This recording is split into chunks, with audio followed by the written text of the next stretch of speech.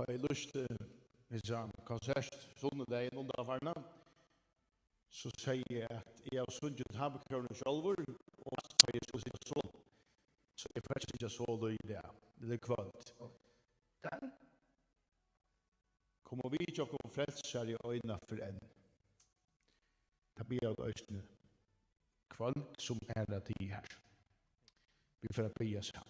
Gå Jesus, takk for at du er livande og gonger forbønn for jokken. Gå Jesus, takk for at du er sinna over at gjøres okkara frelser.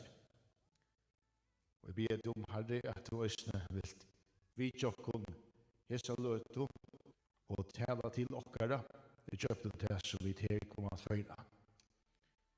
Sikna sang, sikna spel, sikna antakt, sikna kjøløst og alt som her inne er.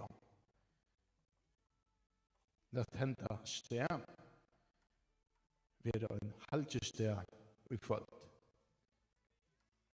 Prøv å være to i Jesu navn. Amen.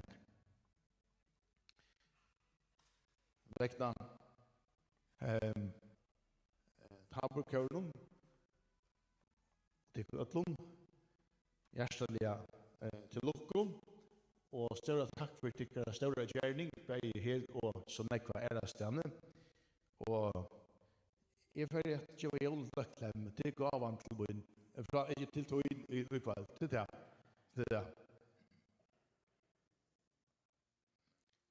Det er så å si at jævnet er kona kyrkjerås formannen til okkon, så vi da jeg vet faktisk hvor faktisk bestemmer i kyrkje. Det er faktisk jævnet. Vi kan bestemmer du i alltid, men flott var å høre det i morgen til at du sier at bare Jesus kom grunna. Kyrkja.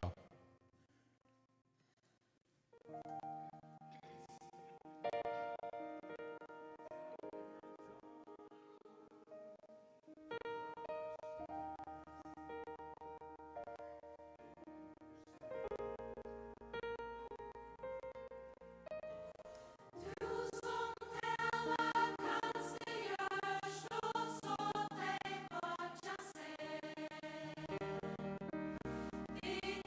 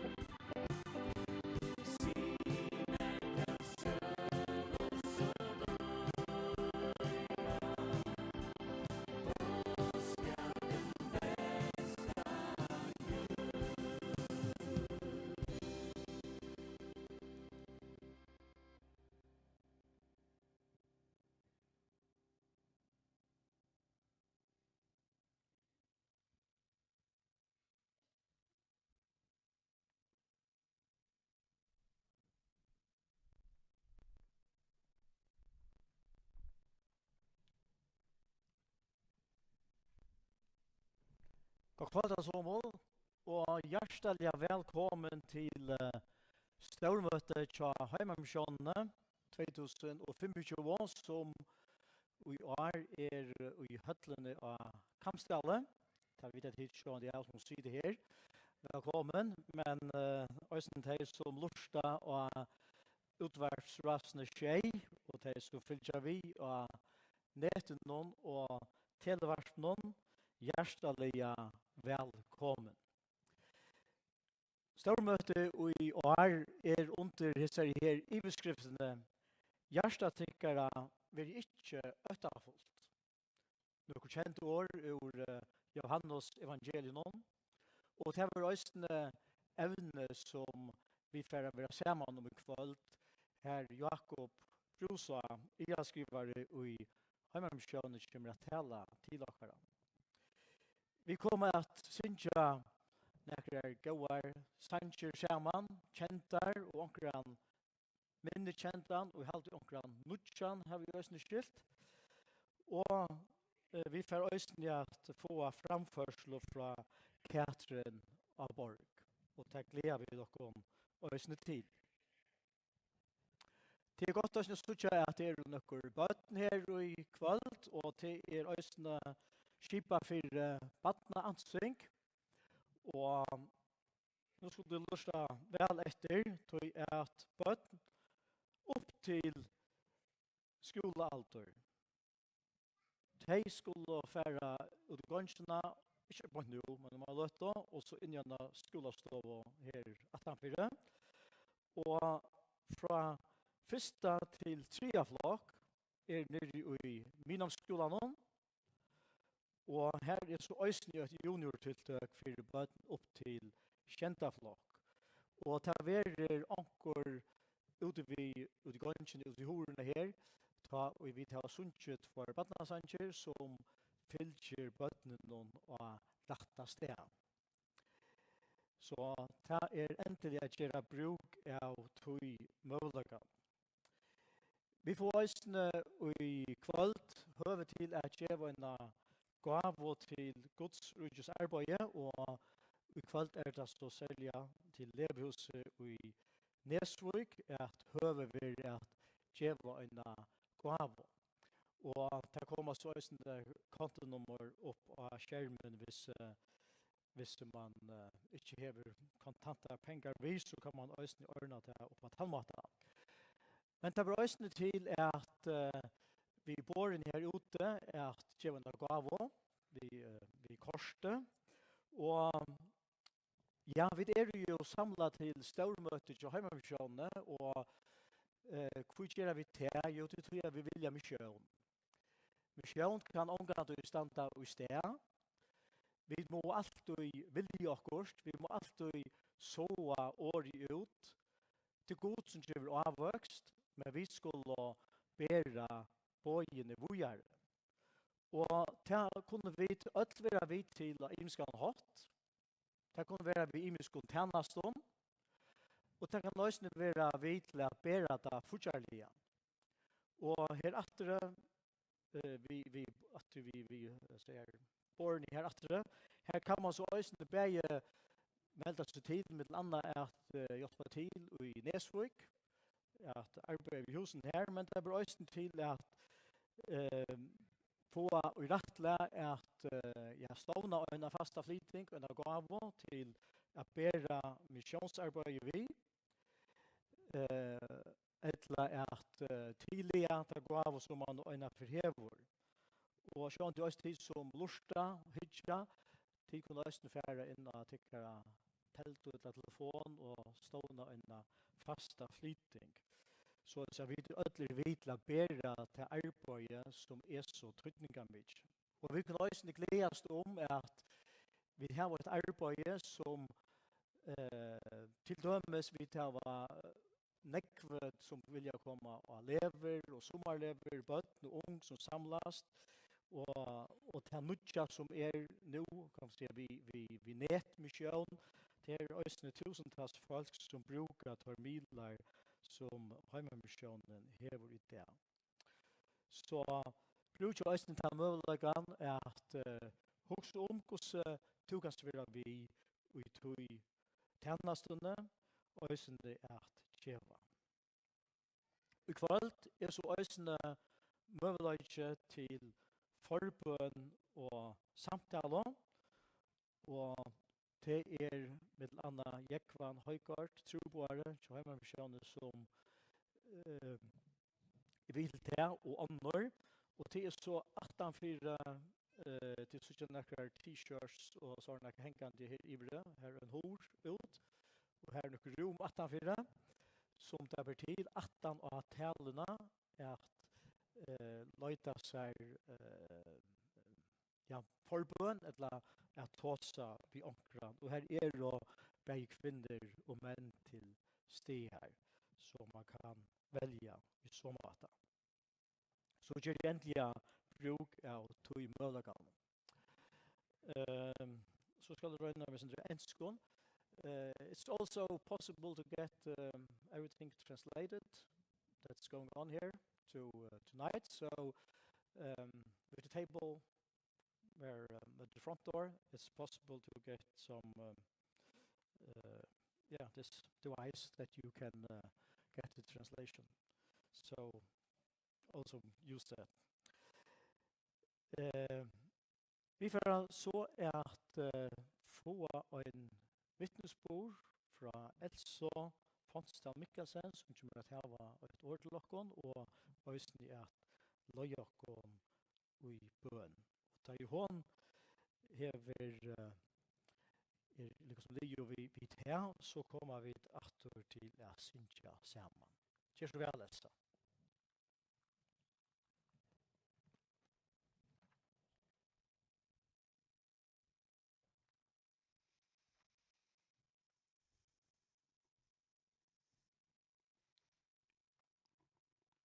Hej tid. Vill jag utjøkken her? Ja, ta livet også. Ja. Jeg vil gjerne bryve litt år sammen. Sen det lært meg fekknast og gledast i gøsk og tøyna. At du vil se mine nei, salar vanda min ter give fær. Sen du salme øyn til borta. Det som god har mynt meg an nå, til det han gaver. Han gaver med, han ser og han kjenner med, og til. Ikke mer, han ikke så at jeg vet ha fokus på sjølve, og mangelfull tjenest, og mistøk, og jeg vet ikke fortjene Guds gøsko. Jeg vet øktast og ikke narskast gode. Men Gud, han ønsker at jeg vet har fokus på han og hans nøye og kærlighet lokkere. Gud, han mynt med av at jeg først og fremst hans barn. At hun hans barn. Stendig glad at brann til at tid til Guds bøtten vi trunner av Kristi Jesus. Og i Rom 8 stender til ikke finge ditt saldoms anda aftur til rasslo, men det finge sånne rattar anda som vi råpa i Abba fæger. Jeg har alltid vært størst for meg, største degene, og få en oppfyre at jeg kan vite luttla badne i mun til en kærlighetsfullan på Abba. Abba, det et luttla badne i jødiska mettan som råpar av pappa sin. Og vi vet at det gav for eldre, her var et endelig tål ved en luttla badne. Gav for eldre. Vi verja da, letja alt rakt, så hjelper de oppa til deltor. Vi løyva til pass utfordring som det mennesk, og vi kjenner behovet til okra badne, og det blir ut. Og så det god oss i for mer. Han endelig kærlighetsfull og tåler. Og han høyre åren i byen. Det stender Matteus, færg til å vøyke til å tørvast åren til byen. Og god han ikke skulle til det mestes så det gautjer med okkom. Det stender så om det han nu viser letje hekti djeima og givet gæktur etter nøyen gjerne herrens. Jeg har en dæpe og høyma. Og jeg har ikke skrevet nekvo igjen, men jeg har skrevet synder igjen. Særlig i den store løpene i min løve. Som til dømes da jeg skulle velge meg mann. Og takk av første barn kom i verden. Og dere er om å skulle ta til at førjer var fremme. Og da vi renoverer av hus. Så er det stor ting i løven. Her nekker vi steg i å. Og det har bøtjen, hun er mest om hos god. Hun har møtt mer. Og okkom. Ja, man kan si at vi nei og svalar vanta som det står i vissa verset. Det er jo kanskje så ekvistigt, men i Guds han møtt mer okkom ut hos som vi tar steg i. Eller har steg i. Vel, det er rykta hitja after og leta seg djeima Guds nøye og hjelp. Og jeg burde ha skriva nekmøyr og med dæpe om Guds gøske. Men jeg har takket andre seg overfram. Og det også hvordan Gud kan vise gøske til okkur kjøpt ønne mennesker. Henda søren fordi jeg var ung. Jeg var lesende i Esbjerg. Og jeg har bare mine SO som inntøk. Så var det den øyne måneden. Jeg var sitte tekurs for penger. Jeg sa at det kom mangle en 800 kroner. Og jeg var nok snakke deier etter av mannen. Så jeg var sitte store. Men dagen etter så la jeg brev i min postkassa. Og det var brev av banken. Da visste jeg at det var en kvittan for en banke i utførsel på 200 kroner til mine konto. Og brevet var for mine mamma. Men jeg har 2 navn. Det er mammas navn og navnet til svigermannen til siste mine. Og jeg får undres hvordan hanker det sammen. Jeg måtte ringe til høy, men jeg var ikke vana for sånn brev. Om det kunne passe at penger var til min. Så sier mamma, jo. Jo, svigermamma til siste måned, hun er rikt. Hun vil sende opp penger. Det var så at den kvanen var i en bønnerbørste. De møtte oss rett og le. Og hva er det? Så sa man da, det penger sammen. Og så bød jo pengene om hver en god skulle sikne pengene ved Hesefyr. Og Hesefyr kom navnet med. Så jeg fikk pengene. Og ikke visste jeg aldri manglet penger. Men Gud, han visste. Gud, han var gav med. Og han høyby om det du har. Et annet lite døme, som vi syntes var fresh, det var just vel det. Men Jamer, han er her og strøymer oksene. Han har haft sin til Richland, og han var sånn spent på hvordan det skulle gjenge gjøre, at det er klart. Vi teknikk og kamera og ledninger og hvert hva det er. Men da visste seg midt i ødlende kampen, og vi var alt klart til en sånn større møter, så kom det for unge menn og spør jeg, skal vi ikke hjelpe til? Jo, det var så døylig, så alle ledninger og gaffateip og hvert hva det er. Her var fruske mennesker med det gjør det her. Det var øyne Guds gøske at han ser det. Takk til på hvis det er her i hodet. Men så er god gav vi akkurat ser akkurat tørv og andre byer. Så skriver nye til, så det er minnes at det er for gode gav vi tykker. Det skaper alle det han. Og akkurat Abba i himmelen. Og det siste ting, når en dag så var jeg Facebook, det hendte jo vi først. Kanskje de kjenner til han. Og i min Facebook-stream akkurat nå, så synes jeg nok snakk om at det er rævlager i høymen. Og øyne er det her ved at folk sier, vi er sikkert vi synes det tog jo. Og Jesus kommer etter. Og så får jeg be. Så god, finn du med hverdagen av hva tidsen vi til Jesus kommer etter etter synet. Så hun sier, hva ber jeg om? At jeg må være verdig. Nå var det atter her. Ikke bare lykkes som å skape en økte. Jeg skal være verdig. Jeg kommer hit til meg selv. Og alt det som jeg kanskje burde gjørst og mangler gjøre. Jeg må bli verdig. Jeg kan omgå til å bli verdig. Nei, jeg må lære meg å vite vattnet. Og bare si takk, Jesus. For jeg toggjørst meg verdig. Takk, himmelske pappa. Det stender det første av Johans brev. Han som vi kjenner seg her, Jesus Guds soner. Og i hånden vil god verande, og han god. God kærlighet. Og i hesen kærligheten vår fullkommen til okken, at vi tar fri med å døme deg. Fri med å døme deg. Jeg må bare si takk, Jesus. Han som ikke kommer, marskestender, han som ikke kommer, teker vi Guds rydde, og en så rydde baden, han skal altså ikke komme inn i det. Og han tok deg i favn, og legge hendene av deg, og da sikner jeg deg. Det kan bli sammen. Så takk for at det slipper å være trygt baden.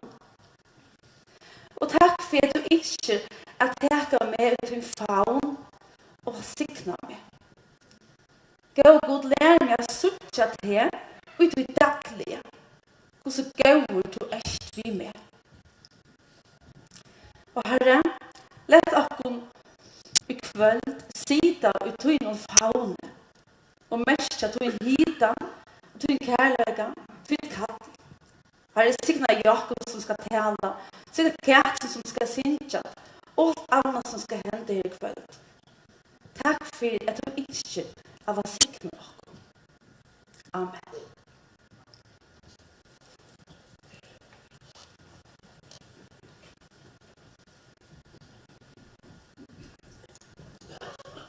Ja. Nu får jag veta synka för vattensanger. Och en bötten att sätta i vattensanger och till junior. Så till välkomna att synka Harsby. Synka onkel bötten i Rörföld. Ordla stått lite. Vi börjar vid Wintra till West.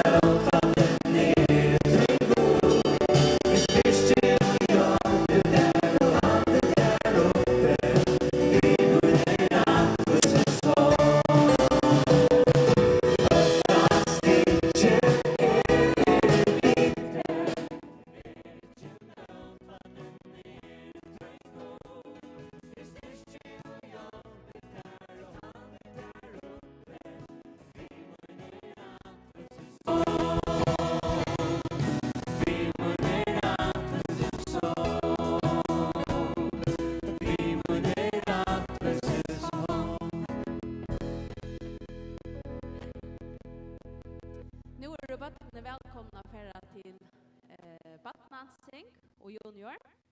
Bara gäng och gångsta. Och nu får vi ta synja min Jesus lät mitt hjärta få.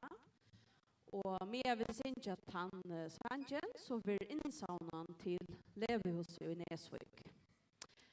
Och vi inte att vi blir sittande med vid sauna in.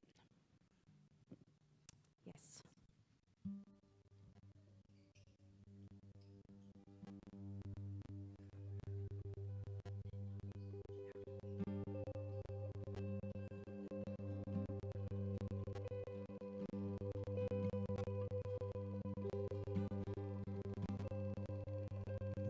Jesus lät mitt hjärta få och en slugan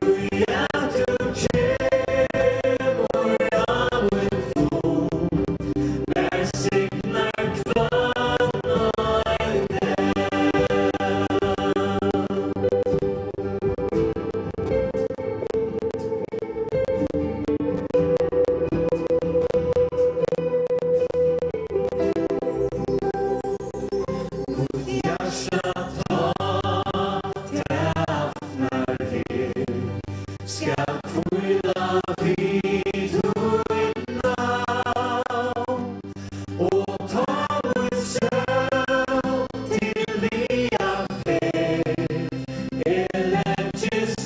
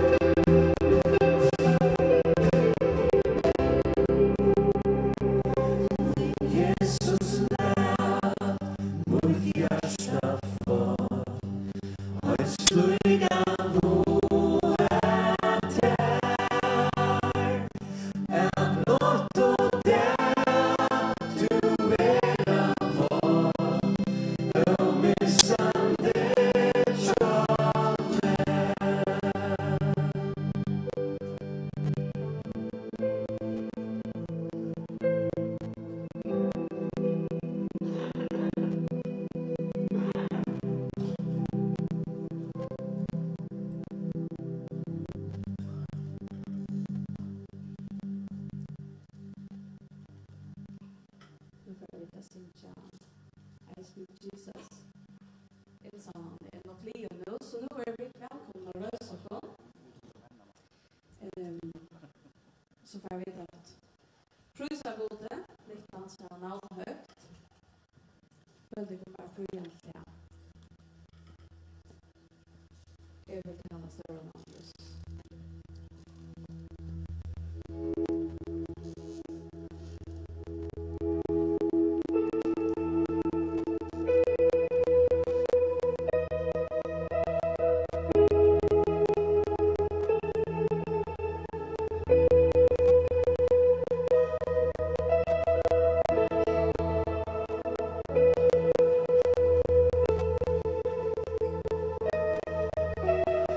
Every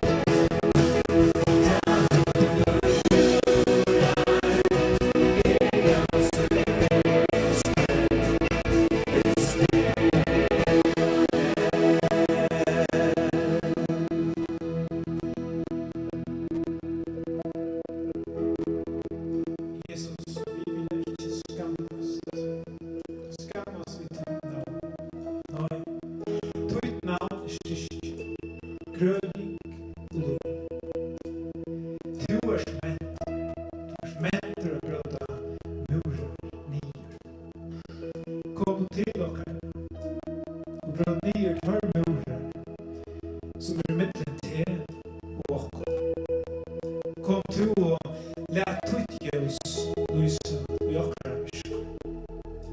Tu som sterskare enn alt.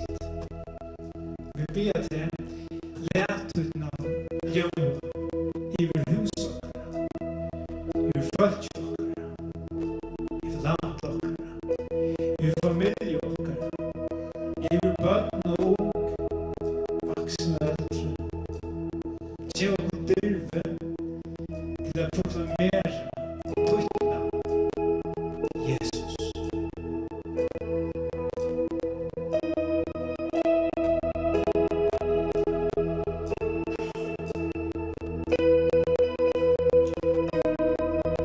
Lät Jesu navn råka iver bygd og iver boi, iver kvørsten myrskor, iver vudgen nær og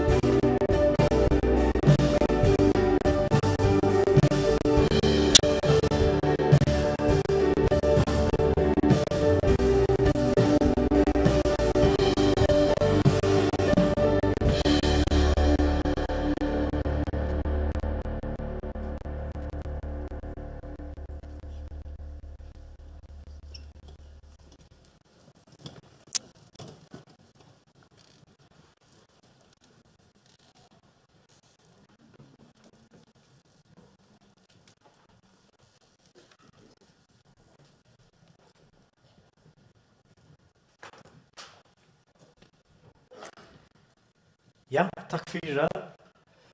Ja, det er takk for det gode tonlager og forsanger eller sanger. Det er ikke døyligt at høyre jeg ser. Jeg har ikke stikket, da jeg sitter fremme, så har jeg ikke stikket, det synes jeg for spekelig, men det er næste for det, synes jeg. Men jeg har ikke hese. Takk for det. Jeg skal også gjøre vart ved at her fremme er et risastørst bøkavår vi alskens bøkon og øron tilfære.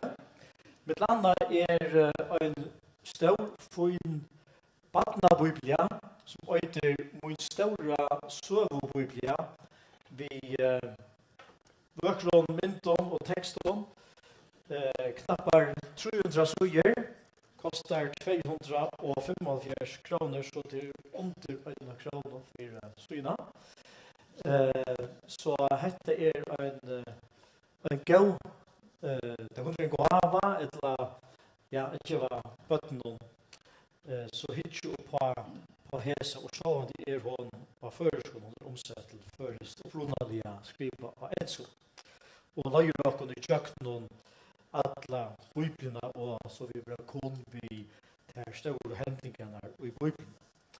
Og en annen bok som jeg skal gjøre vart ved er den her sinter minna boken, men hever hendt ikke nekvar mindre roi, befrihet til å leve av et rån, og til en som heter Flemming Bats Christensen som hever skriva, og hever et øyelig avgjørende evne som skuld, fyrirgjøving, det fyrirgjøving at få, og så vidt er det som vi kanskje ikke gjør sånn jeg bruker av det som vi skrifter om alle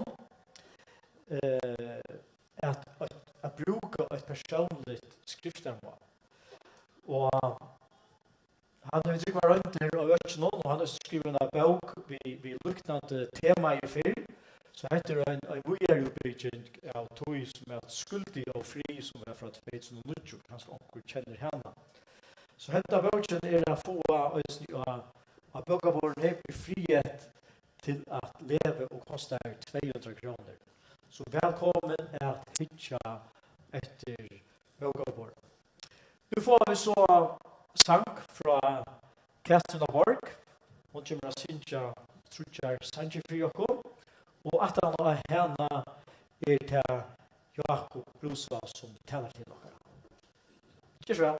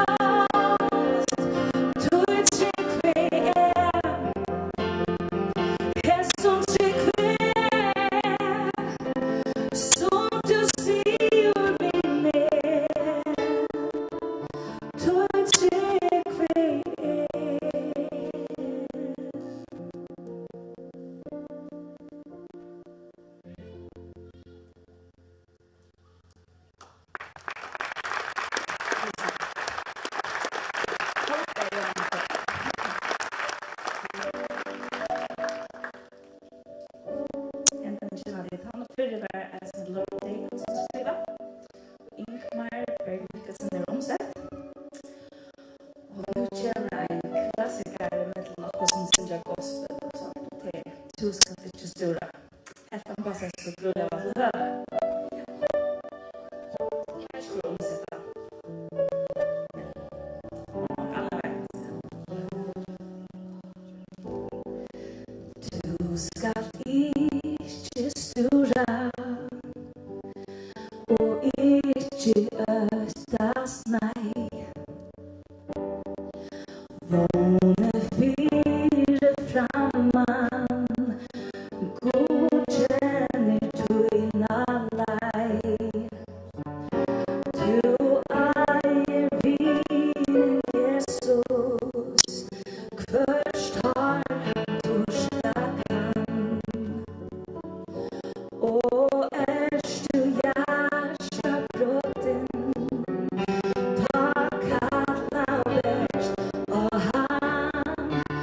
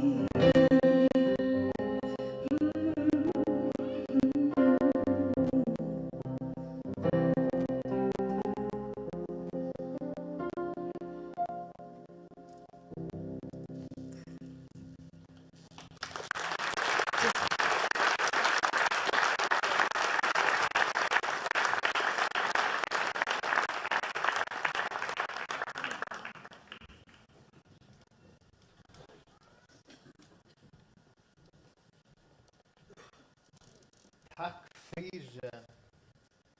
ja, bra. Ja, takk for god sang til og fantastisk godt spel. Utrolig vakkert. Og deilig å være sammen med dere kveld, deilig å slutte dere nå til. Større møte. Halvårske. Hei, gå på søyvannen, eller søykvinnene og si hei, kan man det godt å slutte deg i kveld. Og hiksi, og på at han som sitter hjemme med oss, du valgte ikke å si hei vi først.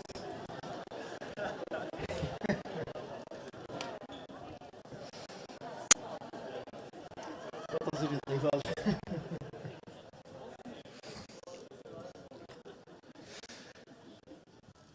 Stora takk for gammel sang, felagssang og framførslo, som I halde leie utrolig vel opp til det som vi kunne være sammen om I kveld.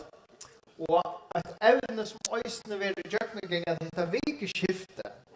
Et tema som vi så eller så kjenner på nattro I.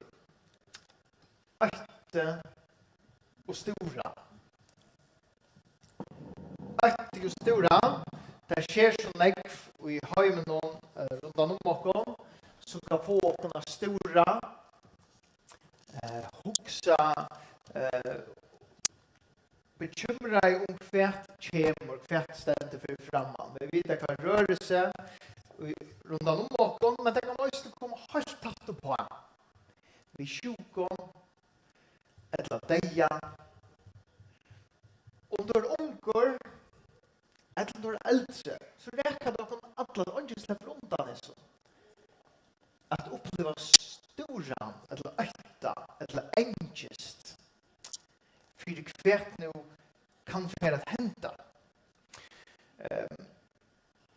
Men det viktigste så færer vi det være, jeg sitter som en flo av veggen til senast og kveldmåltøyna, hver Jesus og lærersvennene I skjermen, vi får stekka vi Johannes kapitel 14, i detta vikskifte.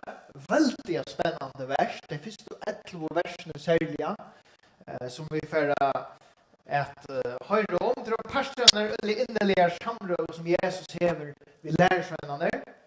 Att något har sitter ju ett samman. En samtala full av lärdom och slåkna det. Och ikväll att vi skulle stäcka särliga vid det första verset. Hjärsta tyckare veri ikke öktafullt. Och det är överskriften som är sett för allt vikskiftet. Det är det som Jesus inlöjer vi här. Hjärsta tyckare veri ikke öktafullt. Och det kan gott färra hem och läsa i Johannes kapitel 14 och kväll, eller morgon, eller kanske 13, 15, 16, sitt ordentligen är i SNO. Det är att dessa kapitlarna fortäljer oss sin sista lötena som Jesus häver samma vid lärsvannen och Arden han blir teaching och krossfäster. Och här är så mycket gott det. Han öser ut det sista som han häver att fortälja dem. Det kan vara ut att nu narskast. Änden. Vi kan ganska säga att det är spöjnagildet till lärsvannen. Och tar vi över lite samma vid Jesus och Kristus här. Men det är också ett väldigt antiklimax. Du varstand inte den stora att Jesus gör det klarare på en öliga motbräck för fram. Och här var Jesus själv skulle uppleva svik och krossfästning. Så teach de mer uppteach de lärare på en någon. Och till ströje som tar skulle jökna. Och till förfylking som tar hade vant. Jag tror bådskaper till det och med. Till tog in i det och östna. Till det talar in igen som sagt ha aktuella troblaga jökna det och östna. Ökta. Stora.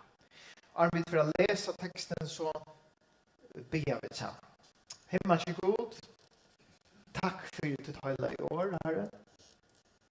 Takk at du giver oss skriftene, Herre, til at gjøre oss vis til frels og til å kjenne til Jesus. Og kjenne til lærdom som du har båret til dine lærersvenner og alle oppgjør søvn. Og ikke bare til man all skriften, all søvn og hvordan du går til arbeid. Takk, Jesus, åpna karriärstått til at mottaka fra ter i kvalitet. Amen. Låt oss läsa att det är först och tro i verserna samman. Vi hade ju vidring för Guds ord så skulle vi röjsa oss. Johannes 14, 8-3 läsa vi. Hjärsta tyckare ver inte öttafullt. Tryggfe och god och tryggfe och med. Vi färsmens huset är det människa bostäder. Vart inte så, har jag sagt det om det. Tog att färre borstor att tillbygga steg fyra tikkon. Och ta färre borstor och häva tillbygga steg fyra tikkon. Kom i attor och ska täcka tikkon till och inte dess att som skulle tid ösne vera. Amen. Det som händer på ett åren. Vi kommer att höra, vi stäcker av ett första verset särliga och Gerard kommer att ta oss att långt som hade sagt nu och i morgon och sådana kväll kommer att ösna höra något som det fylltjande versen och något att de tänker något som Jesus lärde. Men hvis vi lukkar stäcka och vad är det som sker här och spåla oss inte attor. Kapitel 13, Arnetta. Tar av ett tillsammans. Sista kvällmåltid tillsammans enkelt vi drog här. Och så hände det Jesus vaskar fötterna till lärsvänner till sig. En nog så absurd handling att han som marstaren skulle böja sig och vaska och ta skittna och vämmelige fötter.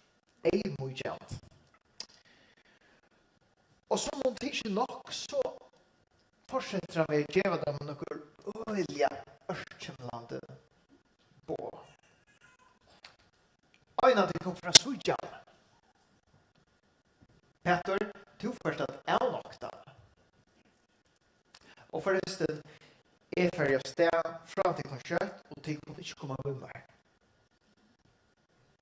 Kvärt? Og det er reallig størst å lese, det stender, hvis du leser kapitel 13, vers 1, her stender Jesus var ekvelig rørter i andan og han sier dette. Så det er noe som er veldig tungt av at Jesus er få oss til samtale vid sine lærersvenner, som han døyler vittar. Kvett og ligger for framme. Og jeg kan bare huske, vi kunne huske om reaksjoner til lærersvenner. Altså, hva sier du, Jesus? Altså, akkurat nu, alt går så vel, vi er ikke gøy om stima, folk elsker å lurt etter der, og sjål blir fruskor, og handler oss fra deg, og altså, hva sier du, Jesus? Og Peter, jeg får ikke avnokta det tvattelig det, om jeg så dødje, så får jeg ikke avnokta det, sa. Og jeg sier, jo, varska, det skiljer ikke enn hva det er som for å hente. De skiljer ikke for å hente. Og det var en bra ting, og hun var øyelig tørr for fyrt. Og stort at han var, så så lærersvennerne sin morstere tikkene, førte han for rett, og dømte han til dødja og krossen. Og tar i pura ørstimleis. Og tar et trykk på alle av Jesus, skulle det alvorlige standas når rundt. Og han vet hvordan jeg avbjørende til å lov for å være øysene langer fremme etter. Han vet hvordan får fylking for å reka der. Han vet hvordan det enda for å være drypt ned for sine trygg. Det er ikke bare en hobby vi snakker om. Det er lov stå på spil. Det var Jesus opptidsen av. Selv om hans Lukas og en nek større mål stå på spil. Men han var opptidsen av løte av lærersvånen og torra støv. Hjärsta tikkere være ikke øktafull. Øktafull. Og en atla man setter versk, han tøkka rattarskjerken, krossfestingen, det var avveis, og Jesus visste det, og det måtte hente. Det måtte hente. Og tog lærersvennen oppsøkna litt når lærer til Jesus her, og han gjør liksom det sørste av sin andlige visdom i uttar til nå skulle standa sjølver og ta et trygg skulle han standa sånn rundt. Samtidig som han sier at jeg får sende en talsmann hele andan og hjelpe deg. Men han skulle standa sånn rundt og får han å tåle motgångene. Judas makta det ikke. Thomas iveist. Og selv Peter, den utnaste Peter, koppa i under trusjen og øysten. Men Jesu år er så ein og fotla nøy av lukavall, for å lese dette. Jeg har det så størst. Hjärsta tikkere er ikke øytafullt. Jesus visste ikke hva det. Og det må jeg bare ikke være benchen. Da vi nå lukker for det, så er det djupere i denne tekst. Det er ikke bare benchen. Hjärsta tikkere vil ikke øktafullt. Lært det ikke økta, eller storan, eller enkelt, fytla tikkere hjärsta. Det er nekk djupere enn å være benchen bare. Og det skriver i båshatt i øysene, lært det ikke økta fytla tikkere hjärsta. Og øysene søttene helt, men tryggve har vi alit, begge nu og avhaldande frametter. Ikke lært økta fytla til hjärsta, men har alit av mer, tryggva god, tryggva mer. Og jeg er ikke så tøyerleis bøyklene her. Du kjøpt kunne skrive for 2000 pluss arrangerende. Som å si, tror du på en av 2000 år gamle bøk ved meg? Ja, det gjør jeg. Det gjør jeg. Det er Guds år er tøyerleis vøystemmer tid.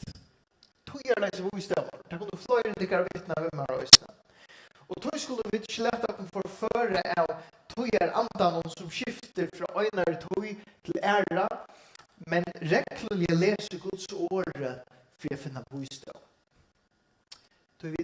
Og tog kommer vi ferdig etter 2000 år og stille oss og äckla i att läsa och fylja sig i lötene samtalet med Jesus här i sina lärsvänner.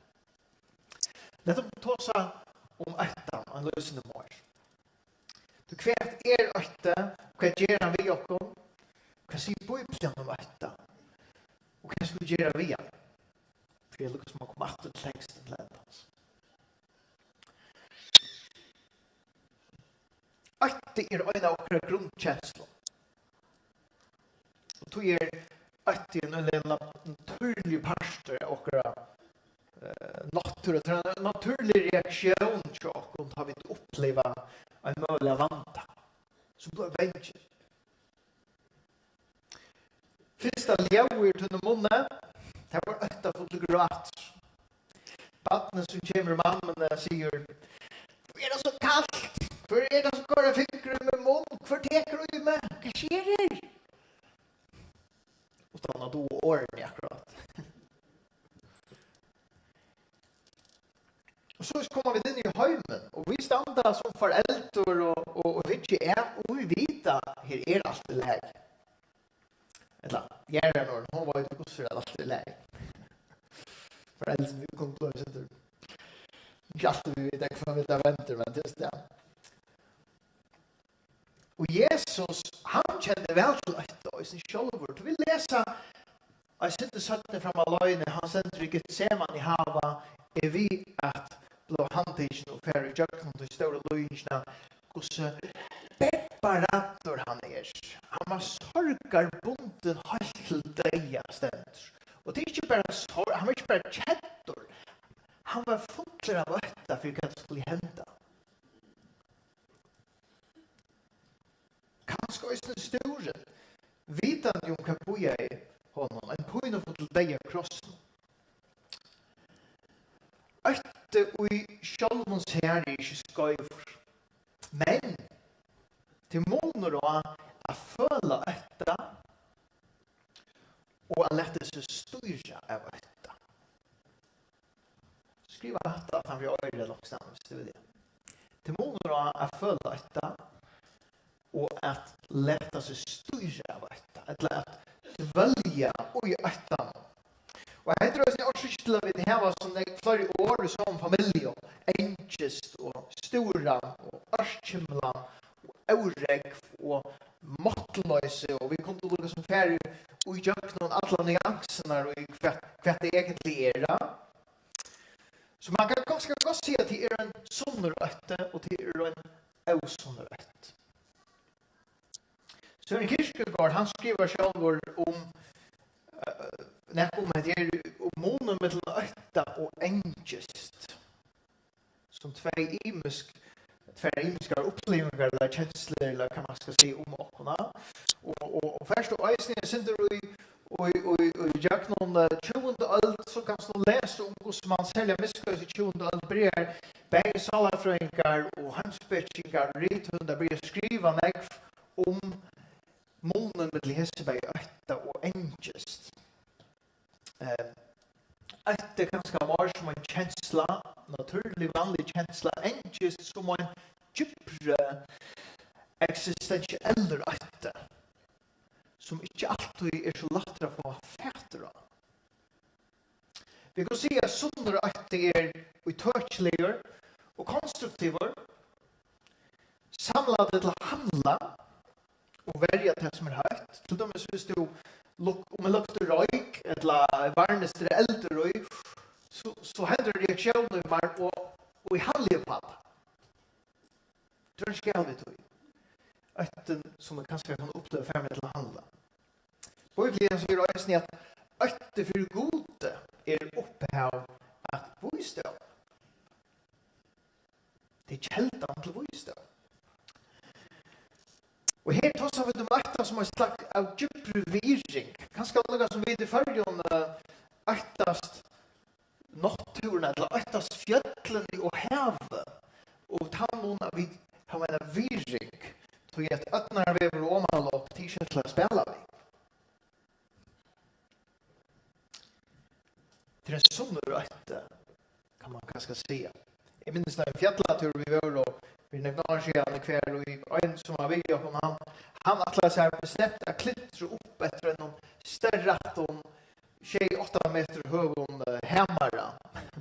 Utan nära hjälp. Jo, att han klarar vi, säger han. Det var en sån rätt, det kommer säga som gör det vid ånger framåt så att hade det lite. Hade bort. Vi ser det milt. Så är det då den osunda ötta. Den vandrar mig till öttan. Ta du leter öttan få vald. Fylla ditt hjärta.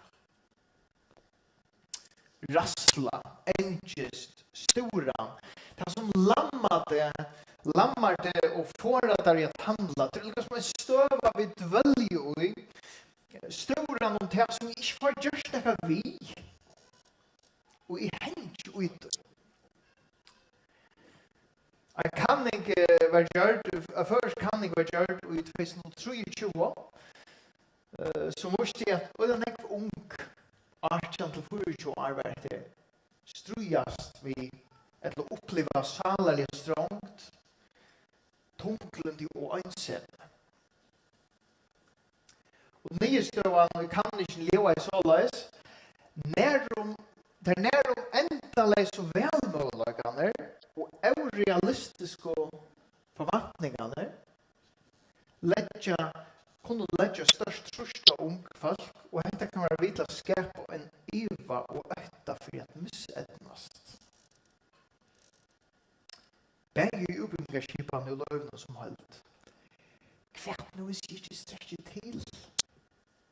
Kvärt är inte kiksa. Kvärt är inte klara det.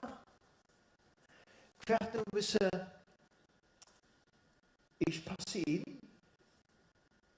Kvärt är inte gå eller gå nok. Så han har stått 20 år så har det en öde återgångt. Vi salar hålls upp med en ung särliga. Ötte och stora och engels, det ser växande med långbäg i Färjön, i Norrland, i Västeuropa, i Nordamerika, i Australien. Jag kan inte atlasen visa 2015 år rätt. Men det är Örkenland gångt. Vad sker? Vad stora vi då? Globalt kommer vi kanske säga krutsch. Och vi känner att vi också kan man för hända. Det kan vara skåar, eldar och hitabölger, global uppheting eller vanlig framtida utlid. Det kan vara enda togen. Det kan också bli personligt. Akten för att missättnast eller skuffa andra eller inte passa in eller det kan vara pengar. Ovissa om fortsatt vidskiftene, hvordan får jeg enda hänga samman. Det kan vara karakterer i skolan, det kan vara övriga arbetsplatser, det kan också vara ålderdomar. Vad ska det göra nu? Nu lägger arbetskräckvarna hittarna. Vad ska du göra till henne? Är det inte bruk för mig? Det kan vara halsan som för att bila. Och vi tog sig vad för att hända. Och det kan vara själva dejen som kanske är det ultimativa som vi döttast. Vad händer? Det är död.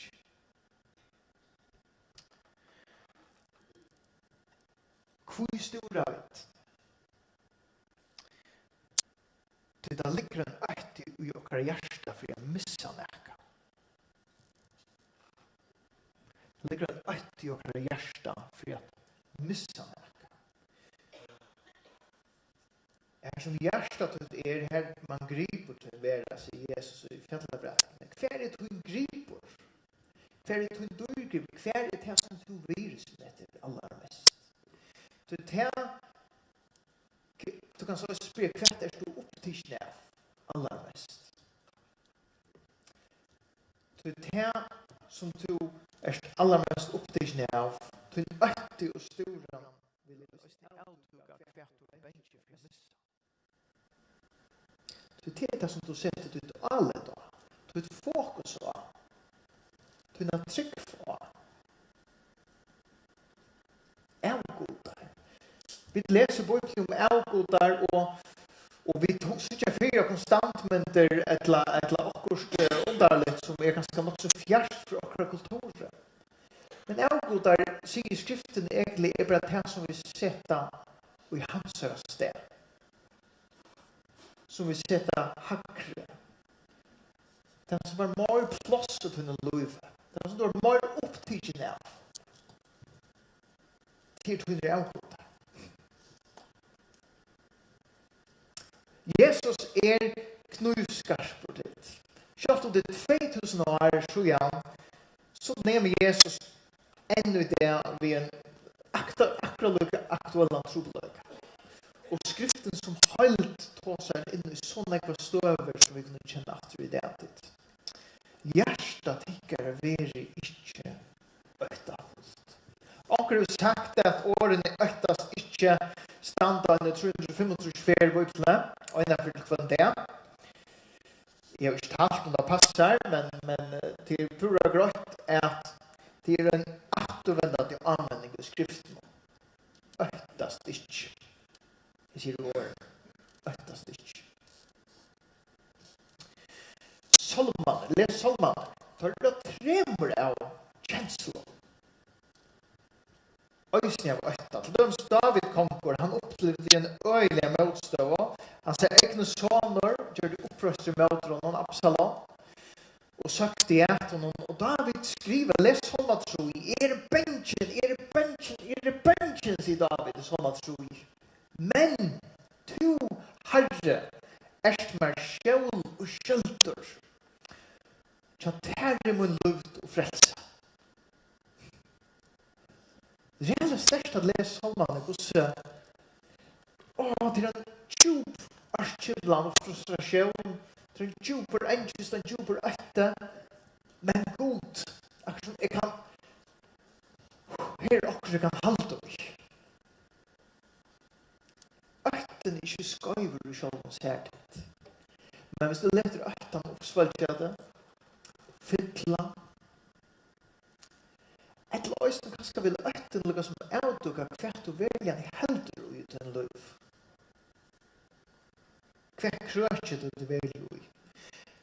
Skriften minner okkom feratna ferra. Jesus sier, vi spåla 17 og i 14 kapitlet kan så lesa, Jesus sier, min fri gjev i tikkol. Det er ikke som heimeren gjevor.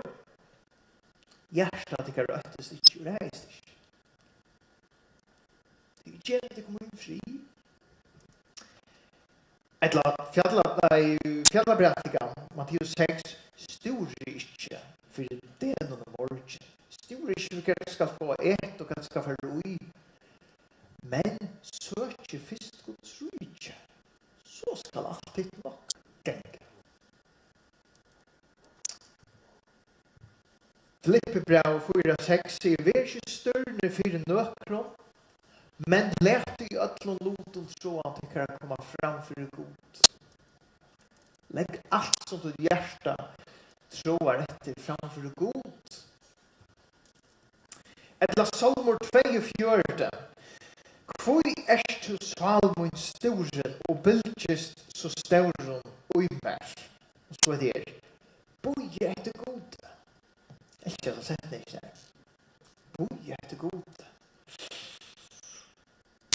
Det. Hvordan gjør jeg det? Boi etter god, at vi atter enn skal love honom, arsjønner frelsemunner og munner god. Altså, fer at han fer høyre ved dette. Ikke øktast, ikke stora, men søkje god. Legg alle til å troen framfor i ham. Boi etter honom. Trykk for han. Har alle da honom. Øysen tar du ikke vorska frenda. Da du opplever ekta flytt så til fokus og alle det var herren. Du kan godt ha ekta hengant til benchen. Kanskje det er en ekta du kan handle på. Hvis du lukter røyk, ikke bare sette det bia, for å finne det andre eldre. Gjerne jeg har vitt oss, ja. Men støver hver i øtten kan skapa køver og truster og nyer.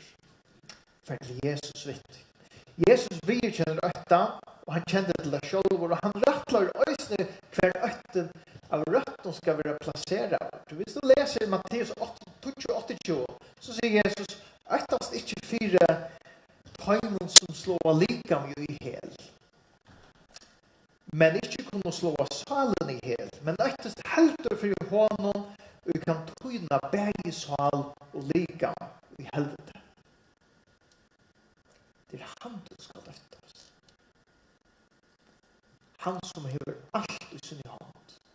Tøyna sal, atla tøyna tilvero, atla høymen, alt. Hva skal vi gjøre ved okkur øtta? Jeg kan vende alt til teksten her. Jesus sier hva for å hente, vi lærer seg annars. Og gjør det om noe hakre perspektiv. Hva det som veldig tøytning, sier han?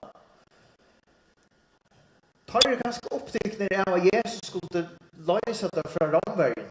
Men Jesus ville ha det å fenge, hva skal det ikke ramverden det handler om? Det vi har Guds rujtje det handler om her. Tid ro i heimen, men tid ikke av heimen, sier han. Og i Johannes 15. Et brev som sier, vi har ikke den verande sted, men vi søker den kommande sted. Og Paulus, han jo også fengt at han sier, «Luiv er med Kristus, og degen er vinninger». Hjärtat kæra, vil ikke øytakvult. Hva så? Jo, trygg vi av god, og trygg vi av meg. Sett ikke å alida med, høyast omstøvnar avkjentar, og til stora for hva for å hente.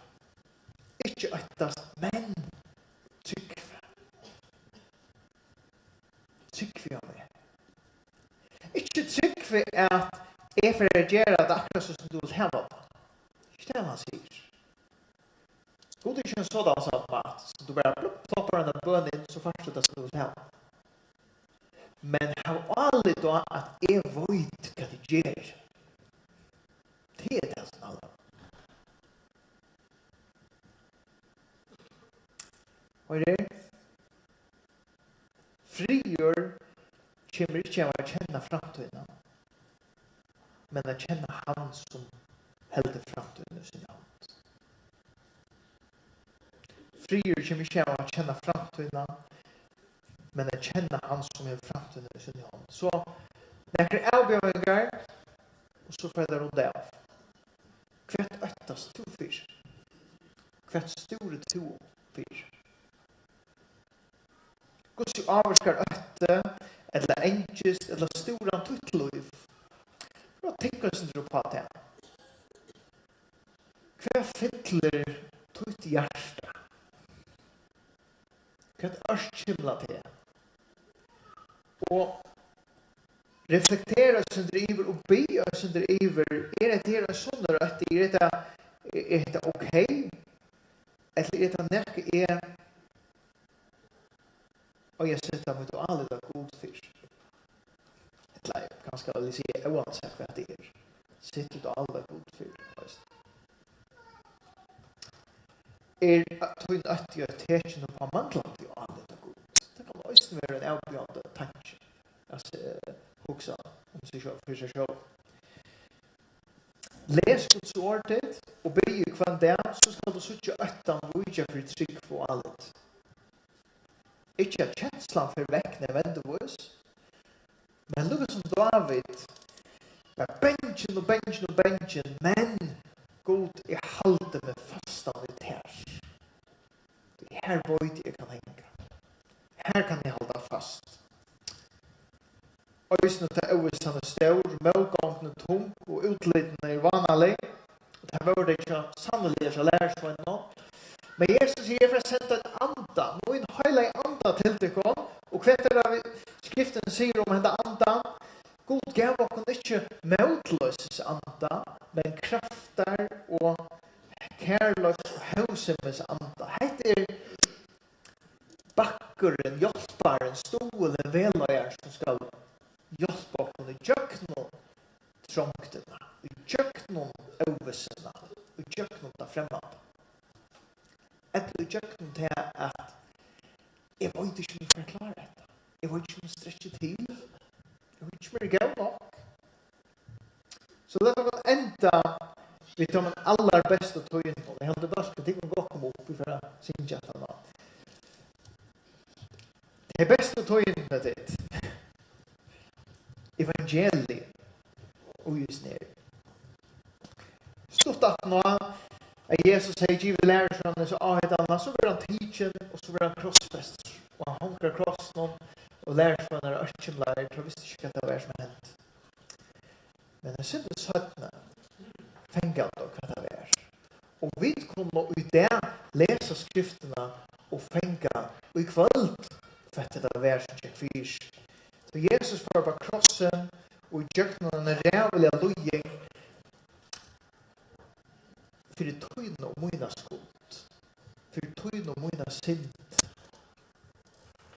Det ligger en synd av en ødlom som god ikke tåler.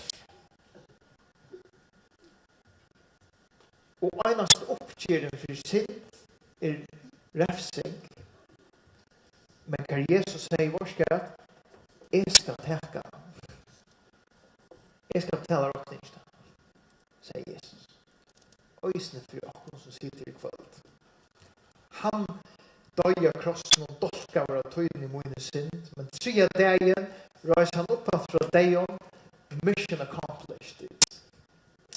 Jesus gav sitt liv for at du og jeg skulle leve. Jesus gav sitt liv så du og jeg ikke har døttast i grunnen. I alle for ikke nekka som skal benda og trusta på leger. Tog jeg takka godt for at det er svart skuts for framman, men tid ljus vi enda med 12. Det er det avige livet som vi drar kalla til. Hjärsta tycker jag vi är kötta fullt, trygg för jag god och trygg för jag med.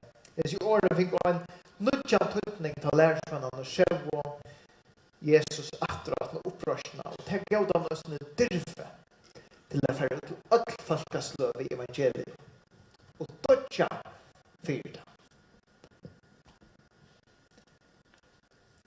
Det löv vi med Kristus och degen av vändningar. Vill du sätta till allt av Jesus? Ganska det nödja tanke för det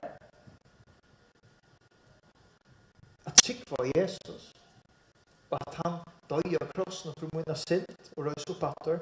Ganska det är en tanke som du bruk för att få ändå något känna into din hjärta.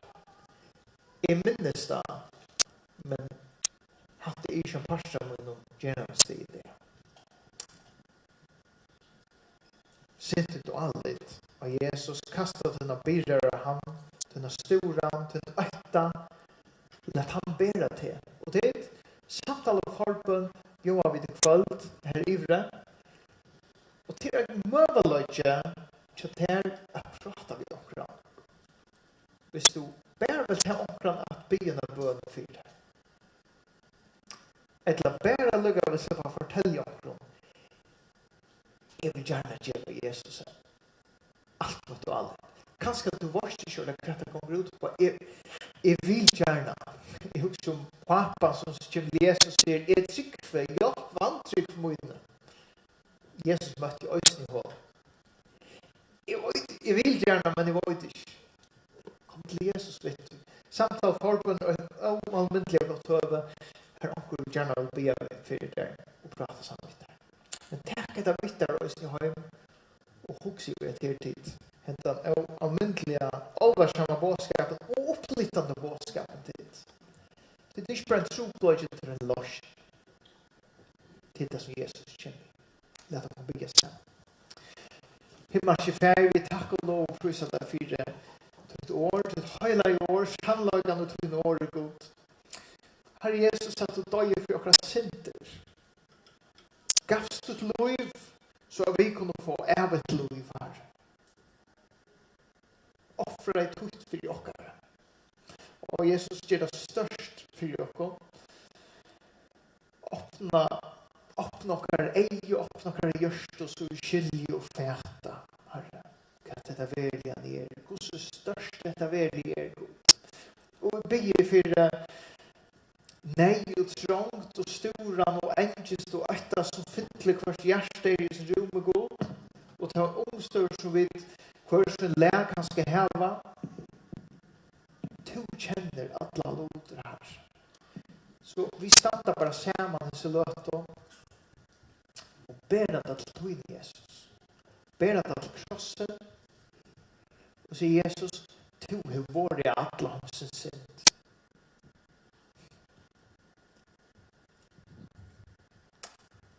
Ber øyne mine byrre her.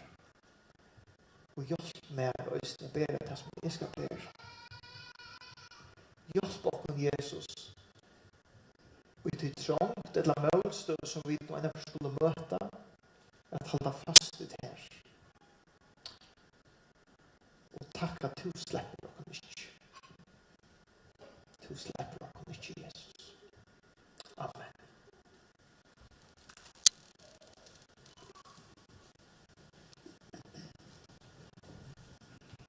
Ja, vi får nå at synge. Sanjer først, og så vil jeg spille til enda. Og så får jeg synge at han, alle skjønner sangen i kveld, så var det sier Herre Kristus, at han sier en tanker som er spalte på et annet møte på Egypten. Helt fantastisk å vite at Jesus kan sikre. Det er mye hvordan vanlig vi taler vi selv er det, hvordan det er stora, og jeg kan takk til deg, hvordan det er stora for dere bøttene og for dere foreldre. Og tilgången til disse møtene vi da har valgt sanger, og det er helt fantastisk at synes hvordan brakt ørvel vi døya er først å skrive en sangen som handler om det som alt det som Bibelen er å gjøre. Det er helt fantastisk. Nu får jeg synes en sang som heter «Av nage gods», og hun er av endelig. Og heldig du at du er vanlig eller vanliggjør, tess større i nage. Du kommer til Jesus. Tess større er det. Det er helt fantastisk. Og så tar han sangen at han har hentet han. Tårer Jesus du fylker. Altså, ja, det skjønt av svære, men tårer vi faktisk tårer det lette være. Det er synes det er å kjempe. Jesus, men vi får synge av nage gods.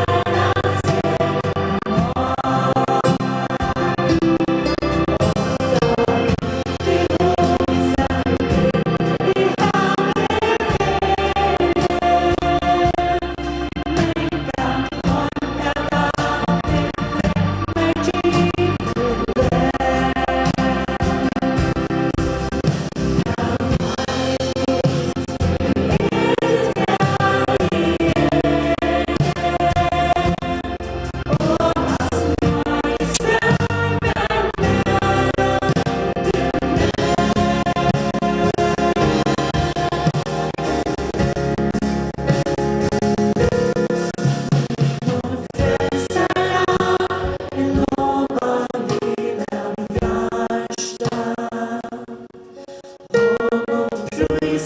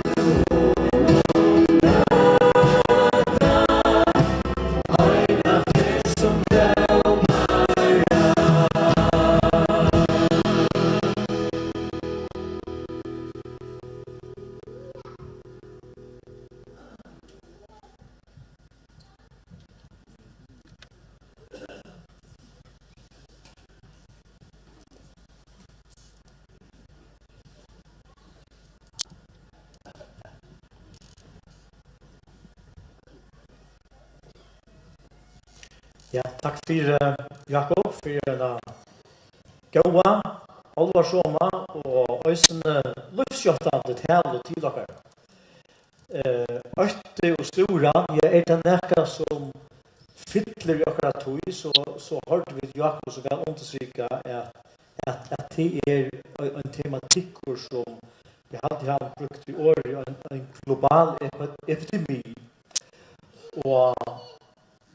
Og Jakob visste jo så vel at vi har øysene et svært til det. Og vi gjør kanskje ikke alltid færre om det, men vi og hva sikna vi vi kjenner et svært hver vi kunne fære vi okkara økta, okkara stora.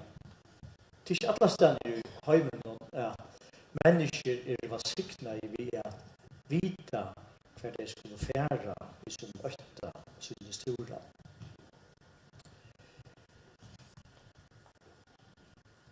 Ja, jeg skal så takka alle som har virka vi i kvöld og på imiska måta. Jeg var ikke så løyta, så du sier ikke fornøyd.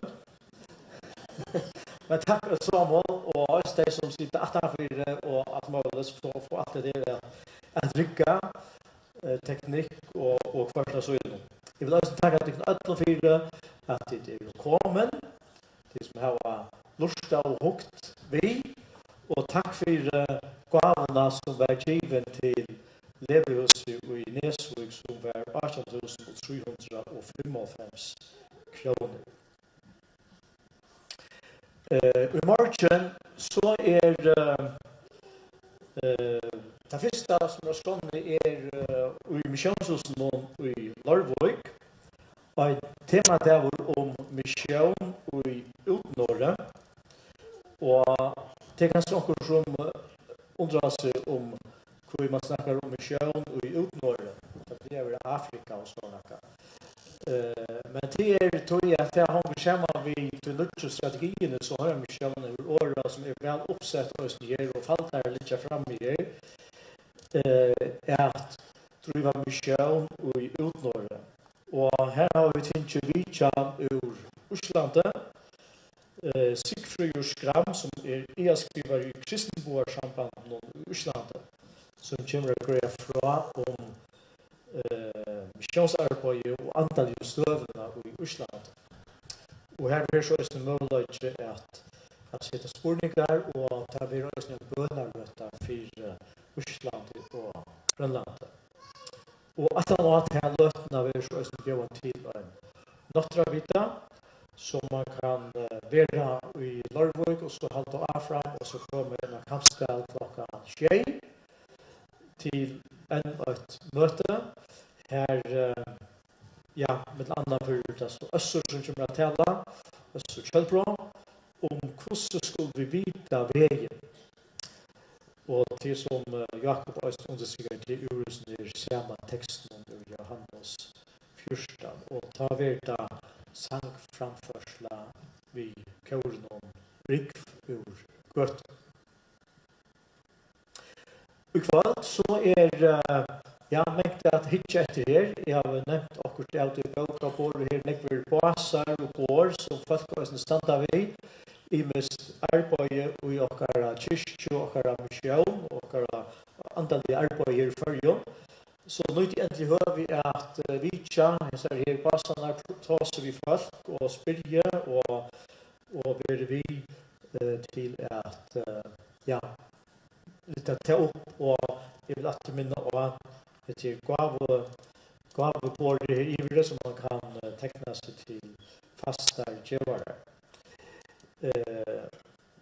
Klokkan 12:30 så ungdomsmøte og Gerard, gitarristeren her, Gerard Mikkelsen, som kommer at tale og evner trygg vi har god og trygg vi har med. Og det blir sangframførsla vid Louis Petersen, Hildegunn Steinhøll og Sølve Johannesen. Så hjertelig velkommen også til ungdomsmøte, og jeg hadde ikke en ekka aldersmark, så det endelig at så oppe etter at halta seg fram med at. Og Jakob nevnte Jøsne, og jeg nevnte før om samtale og forbøn, at jeg endelig bruk av tog og vese grønne ordene her ivrig. Og så har de Øsne dekket opp, og vi enda her, vi rimene her ivrig, så her høver jeg få en kaffemån, og akkurat godt at eta og drekka, og det jo ikke her alene, larve i gøta, og fugler her som skiver fire klaksegøysene, og jeg hadde til då også vel ikke kaker og sånt. Så det her sikkert også godt. Så bruk jo også den muligheten og tås vi fått, prate med hverandre, og her en god fredagskap. Vi skulle til søgnast bygge feivar sammen.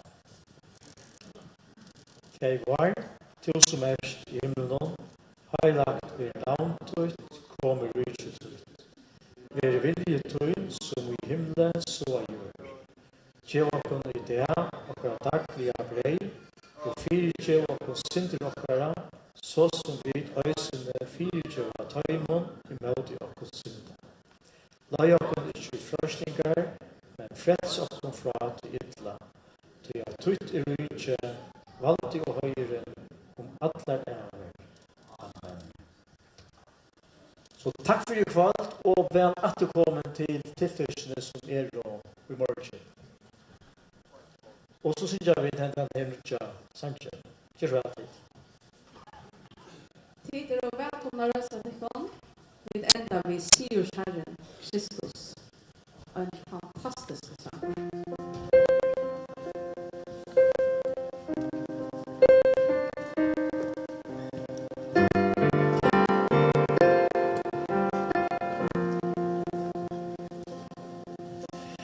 Vi gleder